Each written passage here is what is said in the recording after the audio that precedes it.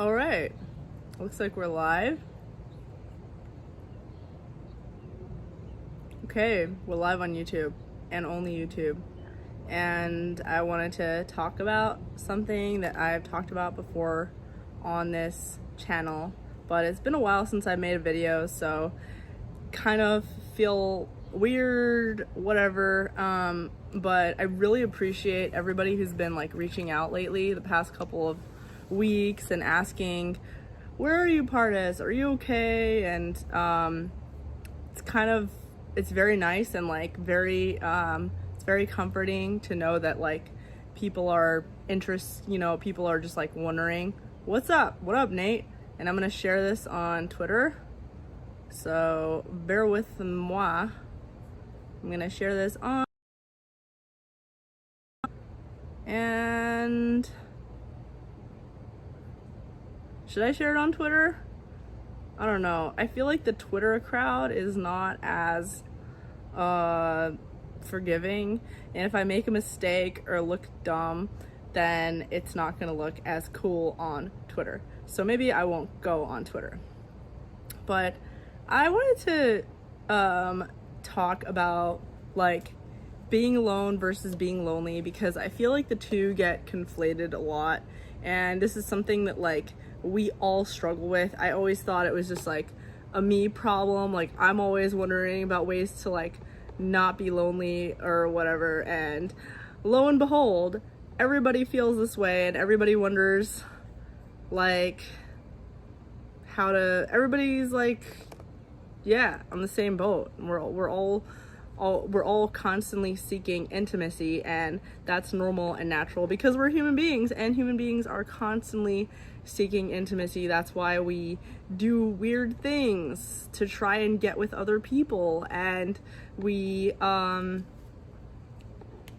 animals as pets, and why we join religious communities that maybe have rules that we don't like, but we still do it anyway because we want to be part of a community, because we don't want to be alone.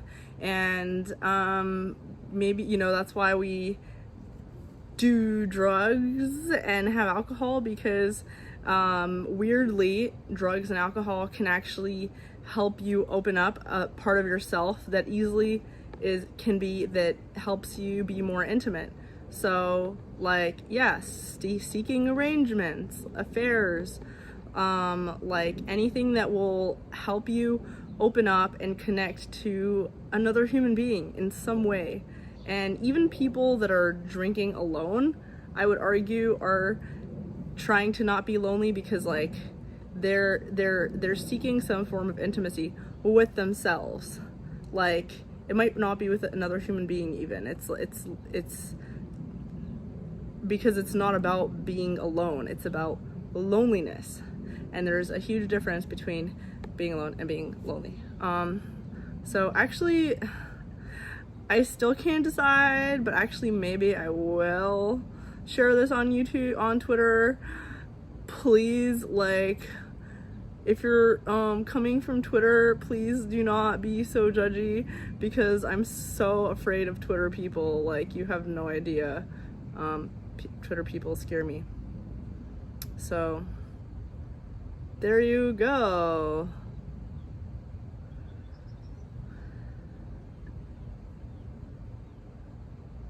Alrighty.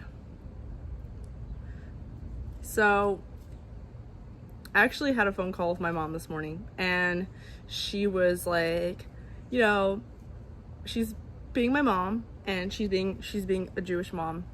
And she's like, telling me about all the people in the Orthodox Jewish community that recently got either married, engaged, had a baby, like all the things that people are accomplishing. And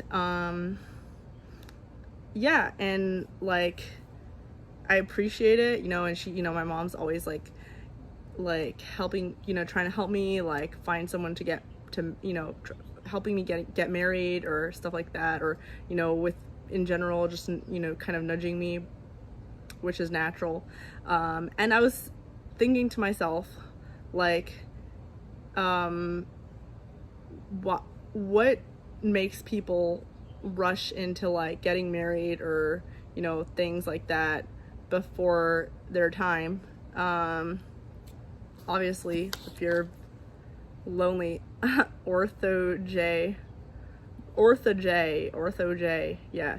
Yep. In case you are not aware, which you probably are, I grew up Ortho J, Orthodox Jewish. And so a lot of times people will like, yeah. So like a lot of times people will see like getting married, getting engaged, having kids, all those things as like a tool to like not being lonely. And if you don't have those things, then you're going to be lonely. But and I do think those things are important and great, and I do want to get married and have kids and everything. I have a lot of kids, but I think it's important to cure your loneliness before that time comes, because you definitely do not want to be relying on your partner or your kids to like cure your loneliness. Because if you can't cure your own loneliness, nobody else can cure your loneliness, because it has nothing to do with being alone. And what's up Zalmi?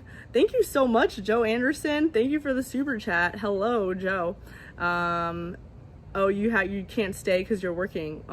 Thank you so much for popping in, though. That is really appreciated, and thank you for your super chat. So, and yeah, hopefully it's like interesting enough for you to watch later.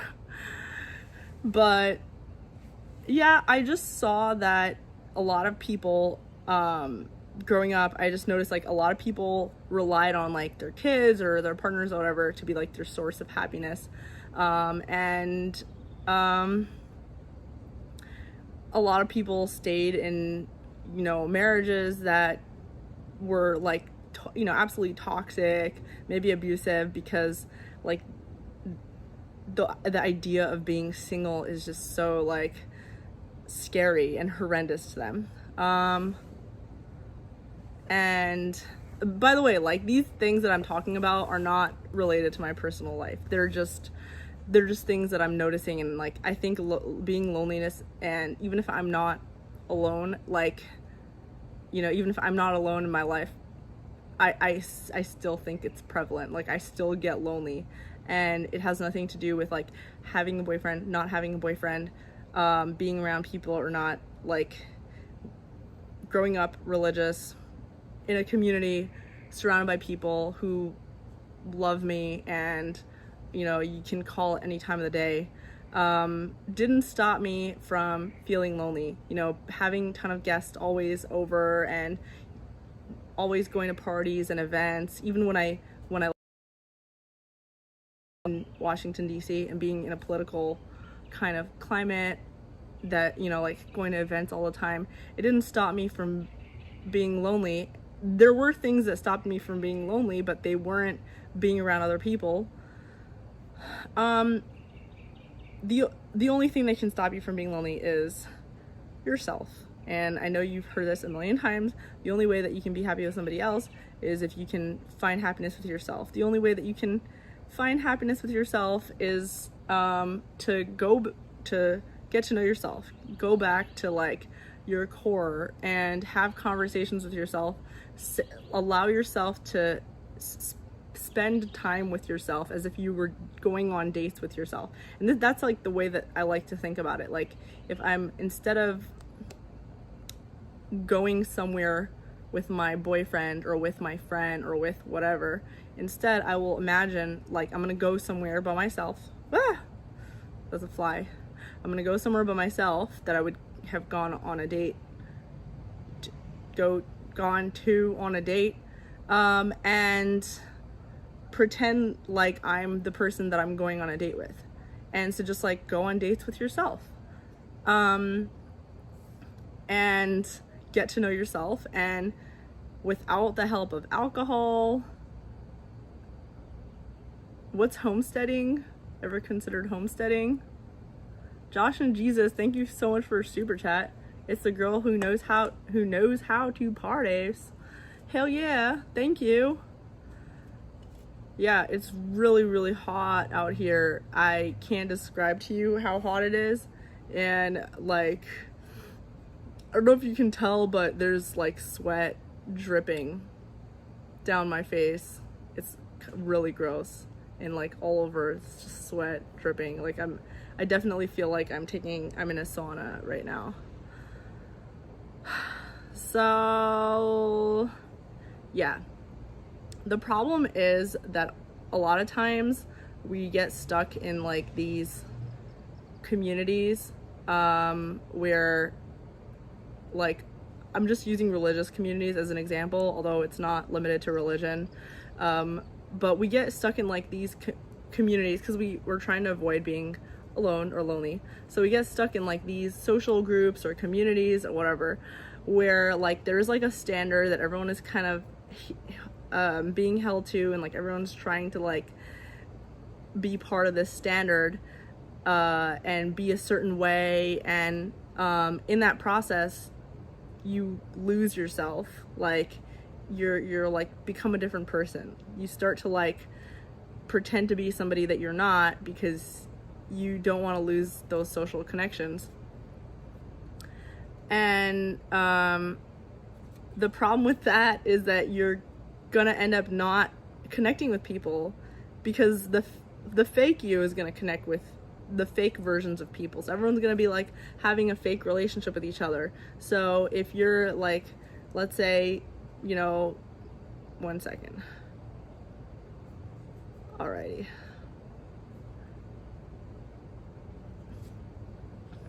Okay, so if let's say, sorry, I'm just turning off, I just shut off my computer because it was out of battery. So like everything that I had written down this morning as part of my morning writing ritual is now gone because my computer died.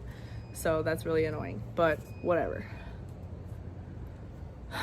Zalmi says that he's gonna put my off the derech video to good use. Does that mean you want to go off the derech? Do you hear that? All right. So, all right. Hopefully this doesn't fall. I'm on a hammock, if you cannot tell. If you couldn't tell, I'm on a hammock. So, I forgot what I was saying. Yeah. Josh says having lots of friends, just beings walking on eggshells. I'd rather have 5 real ones in my life than 5,000 fake ones. And it's totally true. And it like, you know, sometimes I talk to my friends who are still in these very, very packed communities. Like they're in like New York City in a very like packed like religious community, or in LA or wherever, and they're like, you know, I'm so lonely. Ah! My gosh, so many bugs and like weeds. And they're like, oh, I'm so lonely, like I feel like, you know, I don't really fit in and whatever, and or, you know, I want to get married and I don't know, like I don't, you know, nobody wants to marry me, or like, you know, different things. And I'm like, oh, why don't you whatever, do what I did, move out to some random suburb in a place that you don't know, and like, you know, just be by yourself. And they're like, what are you talking about? Like, I'm trying to be less lonely here, not more lonely. And the truth is that you can actually potentially become less lonely by spending more time by yourself, because first of all, spending more quality time with fewer people, you're gonna become less lonely that way. Being more alone is gonna make, because like it means that those few people that you spend time with, you're gonna become more intimate with. You're not looking to be you're not looking to be less alone. You're looking to be more intimate. Like, you're looking for more intimate relationships. And a lot of us, the problem is in communities where, you know, like there's so many people and we're all like holding to a certain standard and everybody knows each other, so you can't really be yourself, because like if people know the real you, like there's gonna be so much shame involved, and like so you can't really like be you can't really be like an unfiltered version of yourself. Like, you can't be like me and make these like weird videos like talking about all your feelings, because like that would be weird, right? And childish or dumb or whatever. And so like everyone's kind of like, you know, always putting on a show for each other, which is weird because like I'm sure your friends feel exactly the same way that you do. So it would be nice to be able to connect to them on an intimate level, but you can't because there's just so many people and you're just connecting to all of them on like a surface level. And so you don't need that. Human beings we don't need to be not alone. We need to be intimate. That's what we need. Like, that's why you could have a million people in your life and still like want to be intimate with one person. Yeah. So like right now I have a totally different life than I did in LA and DC. Much more alone, I will say. Much more alone, much less lonely. So, huge difference. Surrounded by much fewer people. I see maybe like 2, maybe 3 people regularly. And that's it, like really. And I talk on the phone to like maybe 1 or 2 people every day. And Pardes fence. There's so many dogs around here. Don't tell them I say this, but like dogs are kind of annoying. They just bark all the time and it's really annoying. Like it's like they have nothing else to do. Whatever. But yeah, so that's proof right there. And not, you know, doesn't mean that you shouldn't be religious or you shouldn't you know, be part of a community or have friends or go to parties, or like I love parties so much. I love parties. Or, you know, drinking and drugs. I actually don't think that you shouldn't drink or have drugs ever. Like, I actually think those things could be fun in moderation. Or like whatever else people do to have fun and be entertained. But I just think that you shouldn't make those things a source of your happiness, because the thing that will help you the most is achieving intimacy. And when you're born as a baby, like that's your least lonely self. When you're a newborn baby that like is just learning how to cry and is like butt naked and is like, mommy milky, and that is your least lonely self, even though that version of yourself is like functionally incapable of doing anything, because that version of yourself is authentically like has not been trained to have any sort of like inhibitions. Like that version of yourself can easily connect, is not adhering to social expectations, is not like trying to please anybody. That version of yourself knows exactly what it wants. I'm hungry. Wah! I'm pooping. Like drinking and drugs. Thank you for the super chat, drinking and drugs. Scott says I would make a great therapist. Thank you. I'm glad. I had a great therapist in DC. She was amazing. Like, you know, if she ever watches these videos, I will say,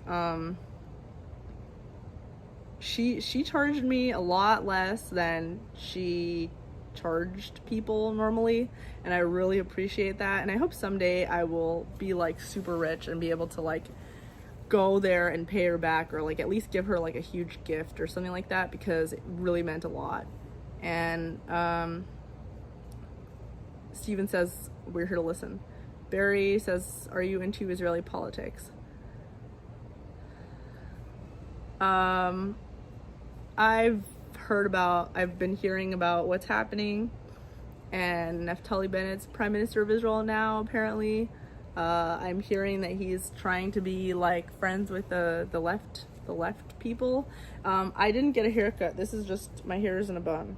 See? I didn't get a haircut. My hair is still pretty long.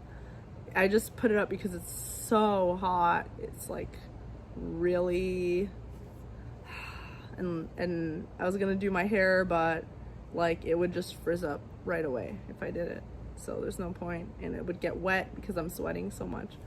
So I might as well just shower, like just whatever. So yeah, like the way I like to think about getting closer to your intimate self is trying to get to know who you are as a child. Like if you can like think of yourself as a child, like nothing holding you back from like saying what you think, what you believe. You know, like it's important to be polite and to be like aware of other people's boundaries, or like it's important to have manners, and like our parents teach this stuff to us growing up, and like that's great that they do. But also on the other hand, like you shouldn't forget about the things that you want in life, the things that are important to you, that you need, just because you are learning all these boundaries. So yeah, that's the story, dude. Another thing is like people will, like another thing that causes people to be lonely, I think, is that a lot of times we will even, my God, there's so many bugs here. Like one thing that I really do not like about Texas, is the weather and the bugs and like the mosquito bites. I forgot to put on bug spray, so I'm probably gonna get bitten everywhere again. And it's like so hot. You know, I've been putting like pesticide all over my house. Anyway, so yeah, so like a lot of times people will be lonely even in their relationships, like even if they're in a relationship, and that's why people, yeah, or in marriages, or if they have roommates, like, and it's because they're not connecting to the people that are there with them. And it's even worse than being alone. Like when you're living with someone, when you have like a roommate, let's say, and you can't like share with them what your needs are, or you feel like you can't be open with them. You feel either judged by them, or you feel like they won't want to be your roommate anymore if you shared certain things with them. Or, you know, like I shared certain things with my roommates in the past and they kicked me out, you know? So like there's all these fears surrounding being your real self. What if people won't accept me once they know my real self? What if my real self isn't like worth being around? And a lot of us are taught that as young children, that like if we are our true selves, then nobody's gonna love us and accept us, and nobody's gonna want to be around us. And that's something that we have to go back, like we have to spend time with ourselves and like make ourselves believe it. You have to make yourself believe. Shh, gross. Almost went inside my White Claw drink.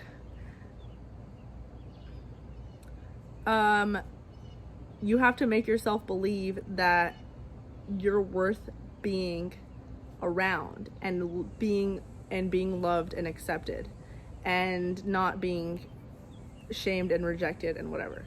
So like if you can make yourself believe that, then you're gonna be more open to sharing that side of yourself with others, sharing your demands with others, like your needs with others, and then you're just gonna feel less lonely. You're gonna be that baby again, that when the baby has a need, they cry, and or like a kid who's like, you know, I want to do this, I want to do that. And that's why kids don't feel lonely the way that adults do, because kids have not yet been trained to think of themselves as unworthy of love and affection yet. And sometimes they are taught that at a very young age, unfortunately, by abusive or toxic parents, or parents that don't have the tools, because those parents probably had kids because they wanted to be less lonely. And that's not a reason to have kids.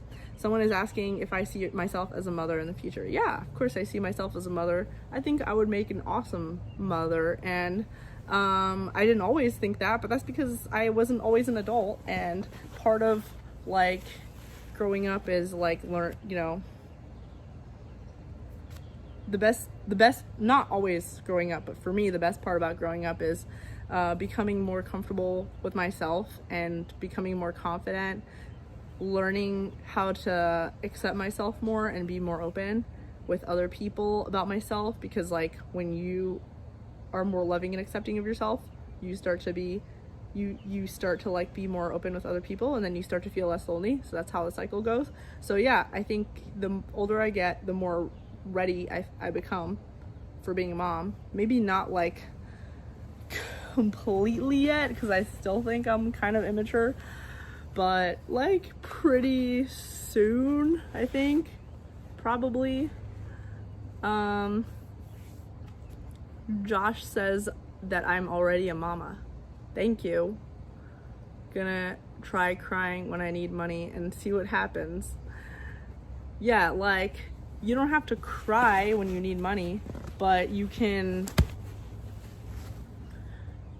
So, like, babies believe that they are entitled to things. Like, babies believe, like, I want food, so I'm entitled to it. And, like, I'm not saying that you should be like that. I want food, so I'm entitled to it. And there are actually some people out in the streets who do that. Like, I want money, so I'm entitled to it. And there's, socialists. I want money, so I'm entitled to it. But I'm not saying you should do that. But you can certainly say, I have this skill, so I'm entitled, or I have this willingness to work for you and accomplish this task for you, so I'm entitled to compensation. So, like, entitlement isn't always a bad thing. Being entitled, feeling like you're entitled to certain things, can get you really far in the workforce. Like, for me, I had trouble negotiating like a job salary in the past. So what would happen is I would go and work for a job, and then and I wouldn't know how to negotiate my salary because I didn't think that I was worth anything. It's like, what, writing? Like, I write anyway. Why would anyone pay me to write for them? Like, writing is so easy. And it's like, no, writing is not easy for everybody. Some people really struggle with writing, and that's why they hire people like me, because I'm a writer. And so just because it's easy for me, it doesn't make it like not valuable. But the way I was thinking at the time was like, no, it's not valuable. So I wouldn't negotiate my salary. I'd get into a job, maybe get paid like $35K or whatever. And then like halfway into the job, a few weeks or a few months into the job, I would get frustrated that this salary isn't paying my hefty DC bills. And then I would get offered a job somewhere else, and then I would leave that job to go somewhere else where they might pay me more money. But I still wouldn't negotiate. So like, negotiating is really important for you to be happy in a job, and also for your employer, so that you don't like dip out the second that something a little bit better comes along. It's important to know your worth then, to know it's, you don't have to be like baby tier where you're like, I want milk, so I'm entitled to it. But but be closer to a baby where you're like, I am bringing this much value, so to your whatever, so like, I'm entitled to these things. Ira says, do you ever end up doing shrooms?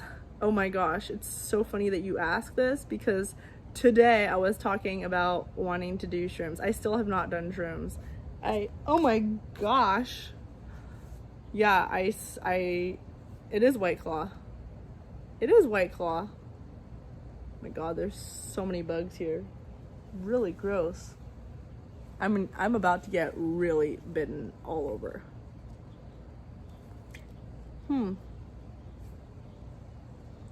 It's watermelon flavor. This is an advertisement for White Claw.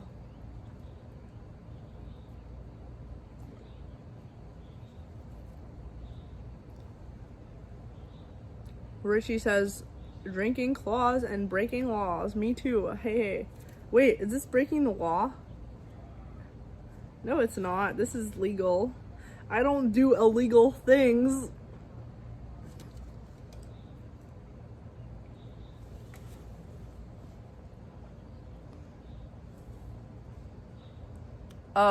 Actually, it's funny. Another thing, I was talking on the phone with someone and they were like, no, actually, I won't say this. Never mind. Not official sponsor feed canceled. No, don't cancel me. Also, another thing that will make you less lonely is just like, don't spend time around people that make you feel lonely.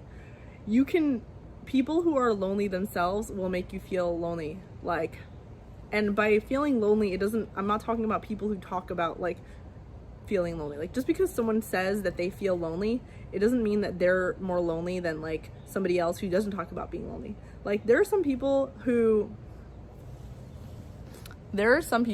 like are surrounded by people all the time and are like totally fine and happy, but they are lonely and you feel it. You feel lonely when you're around them. And it's like you can't explain it. It's a contagious feeling. Just because they aren't alone and they don't think that they're lonely and they don't talk about lonely, it doesn't mean that they are not lonely, because it could be that the reason why they're like doing all these things is to escape the feeling of loneliness, which is essentially the feeling that they're not worth love and acceptance, basically. So, things that I do by myself when I want to hang out. I hang out like this. I watch movies. I've been spending lately a lot of time at the gym, like so much time, and it's a lot of fun because like I see people at the gym. I start to see people regularly and it's nice. I started doing aerial fitness, which is basically like, how do I describe aerial fitness? My mom says I shouldn't tell people that it's pole dancing classes, so I'm just gonna say aerial fitness, but they do also have pole dancing classes at that studio. So yeah, they have like all kinds of things that are like, you know, flexibility and like fun, kind of like jungle gym kind of stuff. It's a lot of fun. It's like circusy, you know? It's a sport and it's a lot of fun.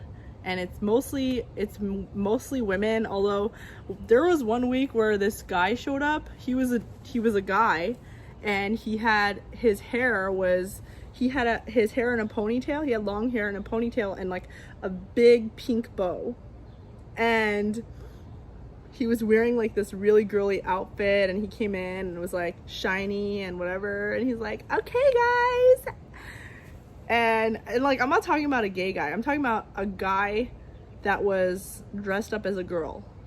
Oh, and he still had his beard and everything. So like, I mean, it's like, all, you know, guys do aerial fitness all the time, but like, this was like a guy dressed up as a girl that came to a pole dancing class. It was so funny. I thought it was hilarious. Someone said I should read Brittany Pettibone's book. I definitely want to read it. And I definitely want to write my own book. Like, I started writing one, and I'm so self-conscious about it. So eventually I'll publish it, but yeah. Maybe I'll start like a less self-conscious topic in the meantime. Haha. Josh says pole dancing is what Democrats do, because poles, haha, very funny. Yeah. I didn't share this video on Twitter in the end, by the way, because I was gonna do it, and then my the batteries died from my computer, so, and I can't do it on my this. So, all right. Drink more claws and then write. Duh. Maybe I should do that. Maybe I should drink more and write. That's a good idea. So the things that I was gonna write a guide. I was gonna write a guide for people who are like thinking about leaving the religious community. And it's not to encourage people to leave the religious community. But I know that my videos about how to do, the thing is, like, a lot of people stop being religious and then they go nuts, like, you know, get addicted to drugs, or like, you know, get really lonely, and all these bad things happen, and they're kind of lost, and like then they start to think to themselves like, whoa, like maybe this is God punishing me, and I deserve this, and I deserve for my life to go to shit. But like, you don't deserve that, and God isn't punishing you, and like, you know, it's like objectively very hard to leave, to like grow up very religious. And I have people reaching out to me, by the way, when people reach out to me and say, you know, tell me like how something like one of these videos helped them out, like, you know, I'm Mormon and I left the Mormon community, or I'm, you know, like I left the Amish community, or something, you know, something like that. And I'm not saying that you should leave, but like when people reach out to me and they're like, oh yeah, like I struggled with this and your video helped me, it makes my world. Like, this is literally what I live for. So we all live to connect, and like this is how I'm connecting with you, is like I want people to like see this and feel like helped by it, or like feel heard. And it's really hard. So I was thinking about writing like a guide, and there are guides for like different sects. Like there's a guide for like leaving Christianity behind or whatever. And I don't want to make it about like a certain religion, but there are like different communities are different. So I was thinking about making a guide for people who grew up like maybe ultra-Orthodox, or just any kind of like very strict sect. Someone said, Iris says, you should talk to Hard Bastard. He used to be in Jehovah's Witness. Okay, Zalmi, yes, let me know for sure. Yeah, and like we can create like a support group. You know, I reached out to Footsteps. Footsteps is like this organization for people who leave the Orthodox Jewish community, and they just never answer. And like apparently they have events and stuff, but I think they're only in New York City and maybe LA or something. But like, yeah, they never reach out, and it's like they don't have them in Texas or DC. So yeah, I never got connected with those people, and I think they're a little bit like political. So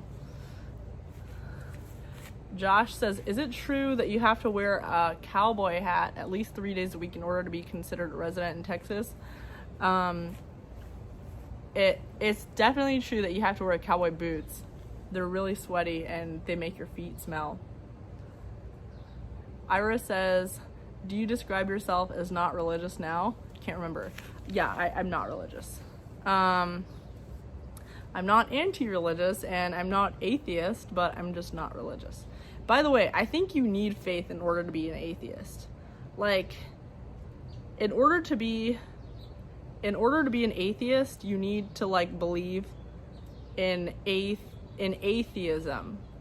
I don't believe in like anything. Like I don't know. So I just don't. I just know that there are some things that I like about religious lifestyle and some things that I really do not like, and I don't want to be beholden to any of that. And I want to live a life that is like on my terms, and with the morals that I believe in that are true, and with like my values, not the values of a large community of people that is like, to me, way too collectivist. Like I want to, you know. Zombie says footsteps are like for hardcore borough park types. I'm from Crown Heights, not as retarded. Oh yeah. Cujo says my religion is apathy. Yeah, Zalmi, definitely hit me up, like, whenever you reach that place. Or if you don't, hit me up either way. Like, I'm not, like, you know, a lot of people also choose to stay, and there are many good reasons to stay. Like, you don't want to go crazy if you cannot handle it, because most people can't handle it, and it doesn't mean that you're weak. It just means that your life circumstances are maybe different. So, like, you know, a lot of people choose to stay, but maybe you need some things that kind of, like, you need an outlet or something. Prodigal Heel says, how have you been? I started to be concerned. I knew you have anxiety. By the way, Prodigal Heel, I saw your comment on my post, like, I think it was a few days ago that you commented on one of my posts, and it meant so much to me. Like, I was like, thank you so much for, like, thinking about me. That was really nice. And yeah, I generally have anxiety, but the truth is that it's not been bad at all. Actually, lately it's been really good. And the reason for that is, I think, you know, like I was saying, not a lot of human contact, ironically, but just more, like, not a lot of different human contact, but just a lot of human contact with the same, like, 2 or 3 people. So more consistency. Another thing is I've been exercising a lot, and that really helps, like, with my brain chemicals. A lot of exercise, a lot of sleep, you know, eating fine. Yeah, like, just basic, like, routine kind of things. So thank you so much, Prodigal Heel. Thank you so much for the thanks for the super chats, and also for, like, asking how I'm doing. And, like, yeah, all these things really help. And I talk to my family, like, at least one family member a day. That's my rule, at least one family member a day. I talk to my mom a lot. I talk to my siblings, like, varied amounts, because there's a bunch of them, so, like, I can't talk to all of them every single day. That would be, like, a lot. Ugh. And I want to have, like, a lot of kids too. That would be fun. But right now I'm just kind of, like, enjoying myself already. Prodigal Heel says, glad everything's okay. Now we can all profess our love for Amber Heard. Wait, Amber Heard sounds familiar. Who is that again? That sounds really familiar. Thank you so much for that, by the way, the super chats. Ricardo says, quick question. I'm planning to move to Dallas or Frisco, Texas from New York City. Congratulations. How is Texas life? Texas life is awesome. My house already went up in value, like, a lot, even though when I bought it, people were like, this is way too overpriced. But, like, it just, everything is moving up quickly. In Frisco, you won't even be able to get, you'll have to, if you want to buy in Frisco right now, you'll need to get an appraisal waiver, because the houses are all selling for, like, way over the market value. But here's another thing. People are like, oh, we need to wait until after the market crash. Like, there's gonna be the bubble crashes. Like, we want to wait until the market isn't so crazy enough and it crashes.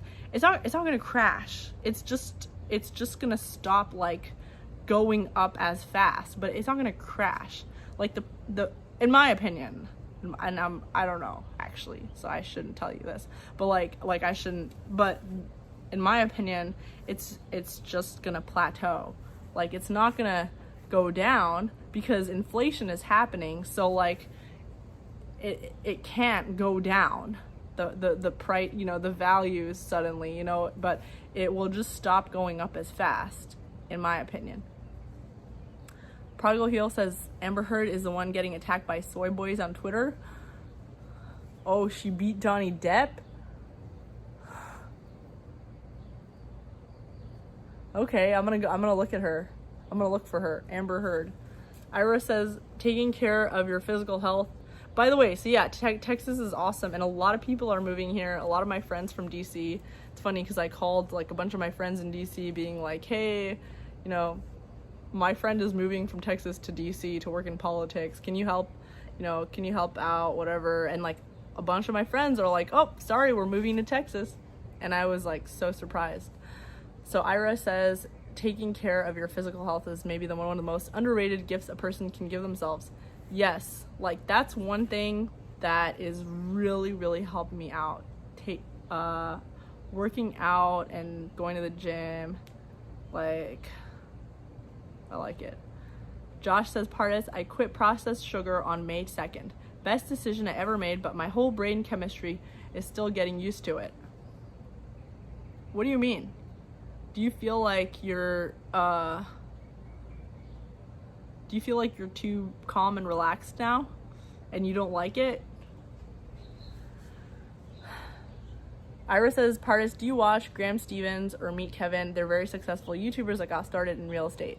Yeah, I watch Graham Stevens and he's good. I think I might have even like talked to him one time on Twitter, but yeah, he and his girlfriend also posts on YouTube. They're both cool. And yeah, Richie says, isn't BlackRock buying up tons of properties over 125% market value? Oh yeah, I saw that there was a lot of controversy on that. Yeah, I'm sure BlackRock and other companies are doing it. A lot of companies, businesses are buying up real estate. I mean, everyone's buying real estate. It's not just BlackRock, but I'm sure they just got media attention because they got on someone's bad side. I don't know the story, so I can't tell. I just know that a lot of people on Twitter were talking about BlackRock. Prodigal Heel says Amber Heard's face did a lot of damage to Johnny Depp's. Oh, is she the one that Johnny Depp dated and then she punched him in the face or something, or she like abused him and then he like maybe one time punched her back and then it was like a whole thing? Stevens. Josh says my body. So Josh was talking about the sugar thing, the sugar, cutting back on sugar. So Josh cut back on sugar. His body isn't fully back in balance yet. Disrupted sleep patterns and such. Processed sugar is definitely a drug. I definitely feel way better overall though. All right. Yeah. Oh wow. It's hot in Idaho. It's hot up in Idaho. Thanks for watching from Idaho. Yeah, it is really hot out here. It's like 100 degrees. I'm not exaggerating. I have my water bottle here. It's like hot. It's like sitting out here with me. It's getting hot. I'm not gonna eat cicadas. So yeah, the way I like to think about a lot of things is I like to think of a lot of things as drugs. Like relationships, drugs. Like foods, drugs. Lifestyle, drugs. So some drugs are helpful drugs and some drugs are unhelpful drugs. And so you just want to weed through the different types of drugs that are out there, maybe see if you can manage them and if they're unhelpful. Like, you know, I have a lot of like my friends that I talk to, like they're in their relationships. Their relationships are drugs, you know, or, you know, not even official relationship, but like a lot of their, you know, the people that they're talking to are like drugs, kind of like addictive. So exercising is a drug. It changes your brain chemistry and you can become addicted to exercising, and I know people that are actually like, I would say addicted to, I'm addicted to exercising. If I don't exercise one day, I get like, I feel dumb and like I feel shitty, like I don't like it, but it's a good drug. So it's like, it's a natural drug, so why not? Right. Damn.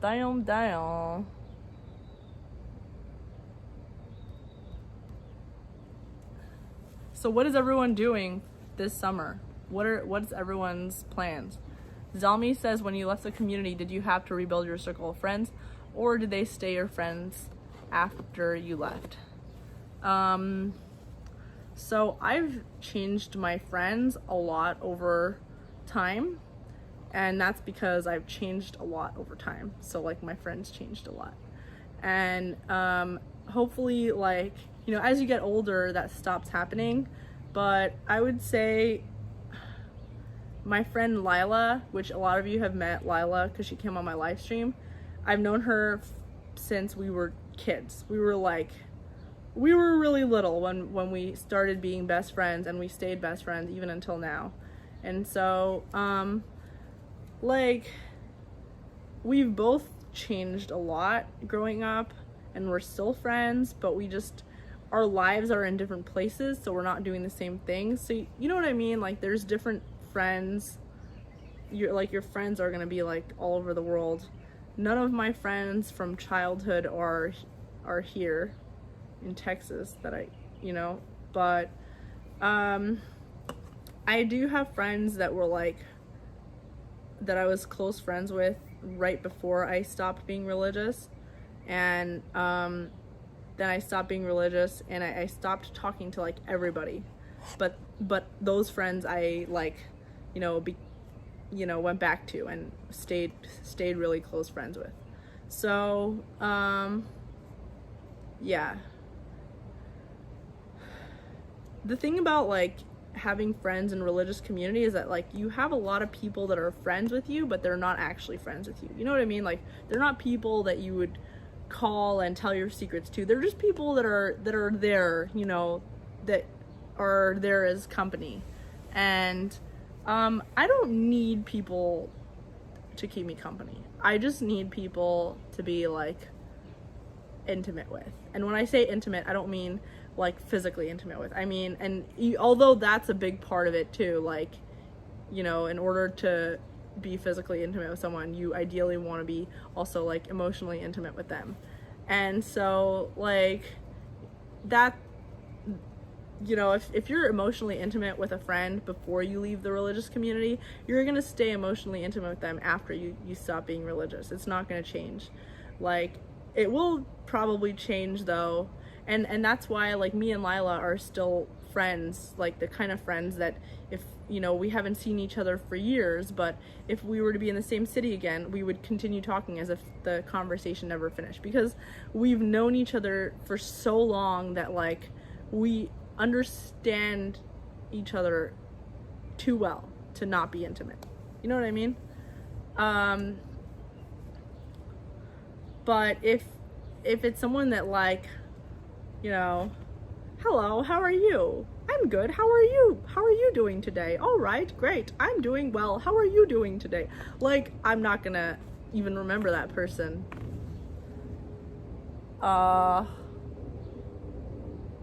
Zalmi says, I have a lot of friends who just my thing. I have a lot of friends.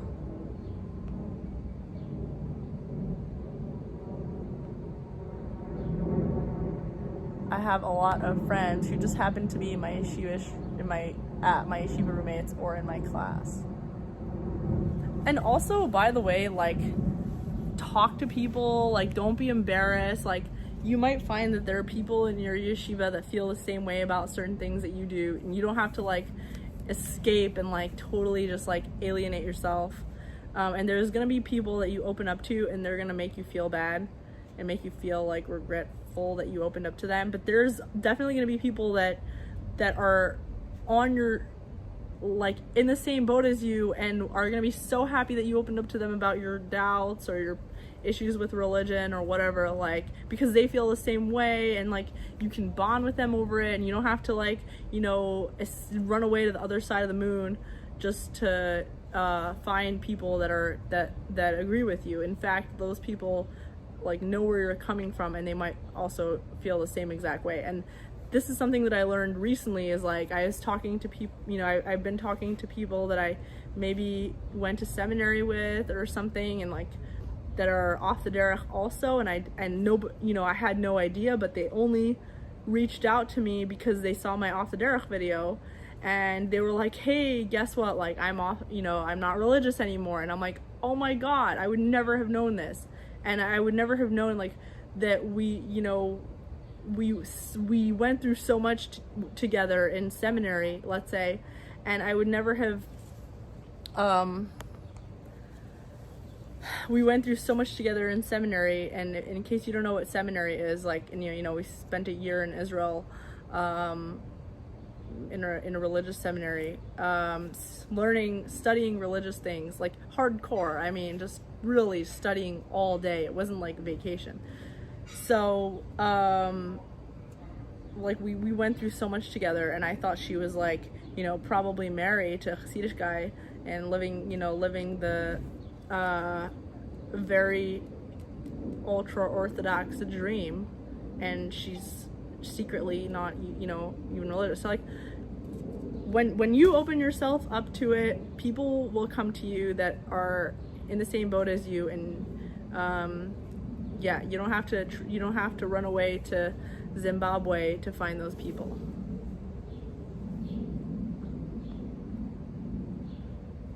Ira says, personally, I feel like you're probably pretty easy to get along with. You've always given me that impression. Thank you so much. I really appreciate that. I mean, I'm easy to get along with, but maybe when I was younger, I think I just was like way too awkward to even like let people have a normal conversation with me, if that makes sense. Like just like way too shy, awkward, whatever. And if you meet me in person, like you would see that. Like I'm still kind of like that, but it's not so obvious, I think. Zalmi says, I haven't been in yeshiva for a while, but when I do bring it up, they can't wrap their heads around it, or they tell me to stop because they don't want to hear the hearsay.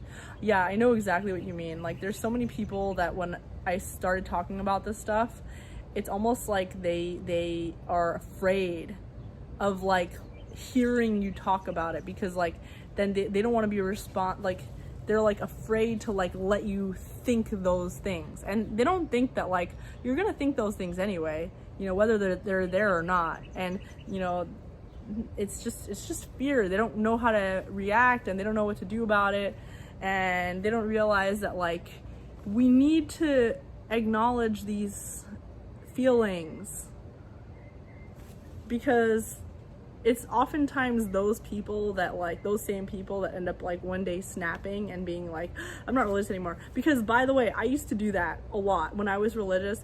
I used to like when people would tell me that they had doubts about certain things, about religion or whatever, my impulse was to be like, no, like don't say that. Sorry, my arm is shaking, it's gross.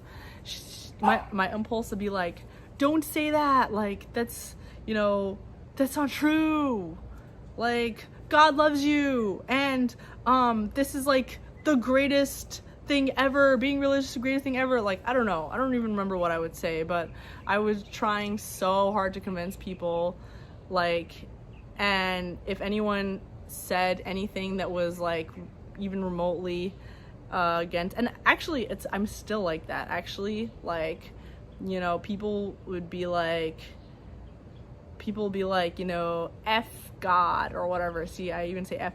It's just like, it's just scary, like you're just not used to it, like, oh no, like if I allow this to be said in my presence, something bad will happen. And when you grew up your entire life like feeling that way, and you're gonna go to hell, and like it's just like normal for them to have that reaction, but they don't actually wholeheartedly feel that way. Like they're not judging you wholeheartedly. And later on they might actually start to have those thoughts that you're having, and like they'll think about you when they have those thoughts. I remember one time my friend in summer camp came to me and was like, can I tell you a secret? And I was like, okay. I'm not spilling her secret because you don't know who she is, and this is literally like at like a decade and a half ago, at least. Actually, a decade and a half ago. Yeah. So anyway, like 15 years ago. So she's like, "Can I tell you a secret?" And yeah, we were like 12, and I was like, "Yeah, what is it?" And she's like, "I have a crush on girls," and I was like, "That is." Like, I was like, we all have a crush on girls. I have a crush on girls. And, like, I was so afraid of, like, I didn't really know what she was talking about. And I was so afraid to think about it. And I was like, you know, push it under the rug. But anyway, I think about her sometimes. Zombie says, you're also trained by your rabbis to call them out and defend God. Yeah, you're going to defend God, and you're going to be like, and then you're going to feel good about it. You know, they feel good about themselves. Like I'm being a good, is this, have these weeds in my face. If you live in North Texas and you know what I'm talking about, these weeds just flying everywhere. So, I don't know what's called weeds, but yeah, I did that a lot when I was religious. Defending people from hearsay, from defending God from hearsay? Yeah, alright. Which app I should go on? Locals? Admiral says, I feel like one can have closer connection to higher being by not being involved in formal religion. Honestly, I actually agree, because like, you know, it's being spiritual versus religious, and that's why there's like a distinction now. It's like, are you spiritual or are you religious? Because being religious does not mean spiritual. Like, I mean, yeah, there are plenty of religious people that when you talk to them, they might as well be atheists. Like, they do not even believe in anything remotely spiritual. They are just, everything they do is just to be part of a community and to adhere to the rules and the discipline and everything, and it has nothing to do with God or the spirituality or whatever. And yeah. So Locals app. So Josh says I should get Locals app. Oh, start a Locals community. Should I do that? Yeah, Jews do seminary. Yeah, we do. Yeah, we did seminary. We went, spent a year in Jerusalem studying all day, 7:30 in the morning until I think it was like 6:30 at night. It was like a really long day, and we were studying like different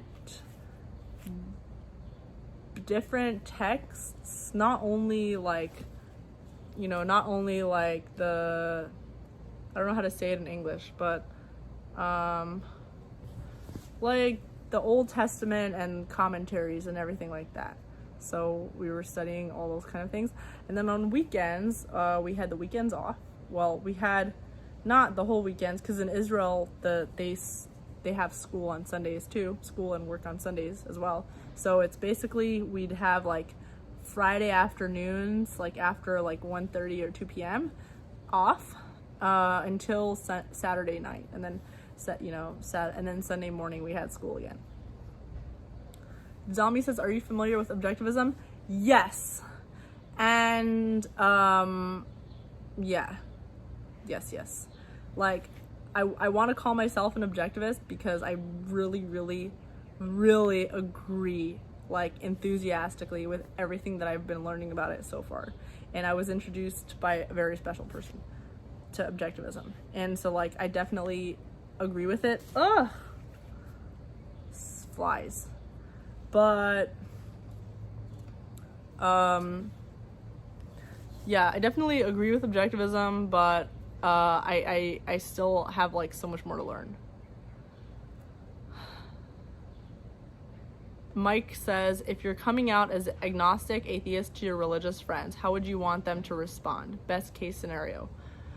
The way I would want my friends to respond to, the way I'd want my friends to respond coming out as agnostic atheist, I don't know, just however they feel like. I mean, I want people to respond the way that I want to hear what you're thinking. Like, I don't want sugar coated or scripted or thought out. Like, that's the way that people connect, is with their true feelings. Like, and if it makes you angry, then tell me it makes you angry. Try to be nice, but like, tell if it makes you want to defend religion, then tell me that. Like, just be honest and open about how you're feeling. Josh says, I could help you expand your audience, since most of Dave's audience knows who I am, and he has a huge audience. Oh, okay. Yeah. How do you start a locals community? Yeah, I should do that. Can you do live streams on locals communities? The thing is, with like all these apps and stuff, like Rockfin reached out to me and they're like, hey, they were so nice, and they've been trying to get me to like go and have a show on their platform, and nothing I make is gonna be professional enough, like, Dave Rubin tier. So I just feel weird taking up space on their platform. I'm not listening to my own advice. But anyway, okay, we should wrap this up. All right, yeah, yes, I will respond on Instagram, Josh. Today says, in my opinion, I think men and women who aren't close to their fathers don't believe in God. That's a very interesting theory. That actually makes a lot of sense, because like God is like a father figure, kind of. So like if you're not close with if you don't feel like you can rely on your father, then you won't be able to feel like you can rely on God. So that's really interesting. Thank you for that. And yeah. Thank you so much, Josh. And thanks everybody for watching. Yeah, I know it's been kind of like a while but since I've made these videos, lots of transformations happening, but they're all good, and I hope everyone's doing well, and I hope these videos like help other people grow with me, because I'm definitely doing better. Like there's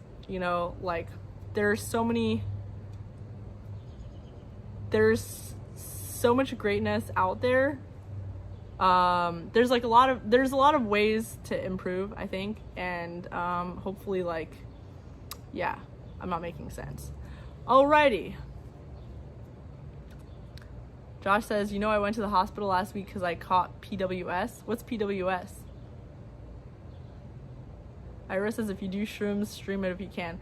If I do shrooms and I stream it, I will get in trouble with the law. I think, probably. I don't want to do illegal stuff and then get in trouble. Oh my gosh, Zalmi, thank you so much for your super chat. I really appreciate it. And I'm curious to hear how it goes. Thank you, Jim. Thanks for watching from New York City. I hope you make it out of there someday, maybe, if you want to. If you don't want to, just don't get mugged or shot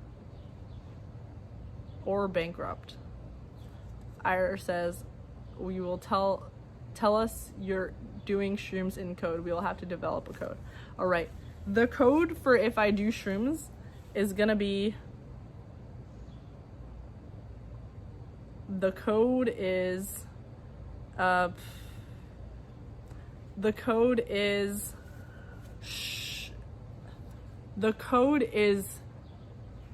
cream of mushroom soup. Cream of mushroom soup. I'm having cream of mushroom soup. Okay? So don't forget about that. All right. Gotcha. See you.